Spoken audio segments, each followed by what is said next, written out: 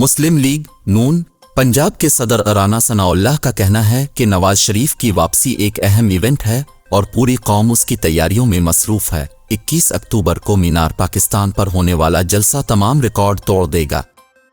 لاہور میں سابق وفاقی وزیر داخلہ رانا ثناءاللہ کی زیر صدارت پنجاب کے تنظیمی عہدیداروں، ڈویژنل صدور اور کوآرڈینیٹرز کی اہم زوم میٹنگ ہوئی، جس میں پارٹی قائد نواز شریف صاحب کی 21 اکتوبر کی واپسی کے حوالے سے انتظامات اور تیاریوں کا جائزہ لیا گیا۔